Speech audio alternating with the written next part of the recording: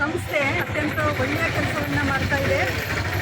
ಈ ಸ್ಥಳದಲ್ಲಿ ಬಂದವರಿಗೆ 2 ಸೇವೆ ಸಿಗುತ್ತೆ. ಒಂದು ಆರೋಗ್ಯ ಸೇವೆ ಸರ್ಕಾರದ ವತಿಯಿಂದ ದೊರೀತಾ ಇರೋದು, ಇನ್ನೊಂದು ಮಮತೆ ಮಡಿಲಿಂದ ನಮ್ಮ ದೇಹಕ್ಕೆ ಅಗತ್ಯವಾದಂತಹ ಪೌಷ್ಟಿಕ ಆಹಾರವನ್ನು ಕೊಡ್ತಾ ಇರೋ ಕೆಲಸ ಮಮತೆ ಮಡಿಲು ಮಾಡ್ತಾ ಇದೆ.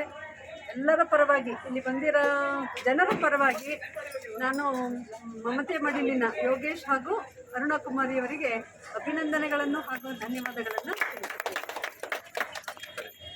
ಮಾಡಲಿಕ್ಕಾಗೋಂಥ ಕೆಲಸ ಅಲ್ಲ, ಅದು ಕೆಲವೇ ವ್ಯಕ್ತಿಗಳು ಮಾಡಲಿಕ್ಕಾಗೋಂಥ ಕೆಲಸ. ಮಂಡ್ಯ ಜಿಲ್ಲೆಯಲ್ಲಿ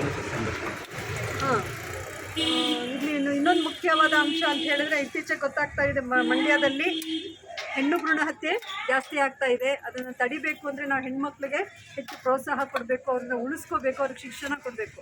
ನಾನಿಲ್ಲಿ ಮತ್ತೊಂದು ಹೇಳೋದಂದರೆ, ಇದೇ ಸ್ಥಳದಲ್ಲಿ ಆರೋಗ್ಯ ಮತ್ತು ಆಹಾರದ ಜೊತೆಗೆ ಹೆಣ್ಮಕ್ಳಿಗೆ ಶಿಕ್ಷಣವು ದೊರಕಂಗಾಗಬೇಕು. ಪ್ರತಿಯೊಂದು ತಾಯಂದಿರು ಇಲ್ಲಿ ಬಂದಿರೋರೆಲ್ಲ ಮಕ್ಕಳನ್ನ ಮತ್ತು ಮುಂದೆ ಹುಟ್ಟ ಮಕ್ಕಳಿಗೆ ಶಿಕ್ಷಣವನ್ನು ಕೊಡಲೇಬೇಕು. ಶಿಕ್ಷಣನೇ ನಮ್ಮ ಜೀವನವನ್ನು ಕಟ್ಕೊಡ್ಲಿಕ್ಕೆ ಸಾಧ್ಯ ಅಂತ ಹೇಳಿ ಈ ಸಂದರ್ಭದಲ್ಲಿ ಹೇಳಲಿಕ್ಕೆ ಇಷ್ಟಪಡ್ತೀನಿ.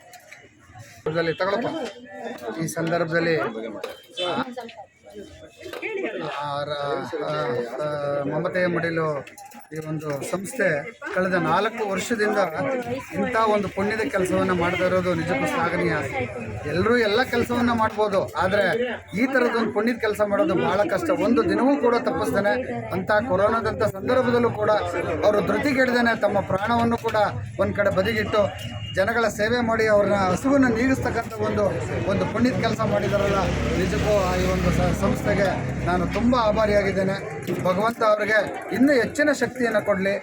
ಅವರಿಗೆ ಇದೇ ರೀತಿ ಈ ಥರದೊಂದು ಪುಣ್ಯದ ಕೆಲಸದಲ್ಲಿ ಅವ್ರು ಭಾಗಿಯಾಗುವಂಥ ಶಕ್ತಿನ ದಂಪತಿ ಕೊಡಲಿ ಅಂತೇಳಿ ಆ ಭಗವಂತನಲ್ಲಿ ನಾನು ಕೂಡ ಕೇಳ್ಕೊಳ್ತೀನಿ. ಧನ್ಯವಾದಗಳು.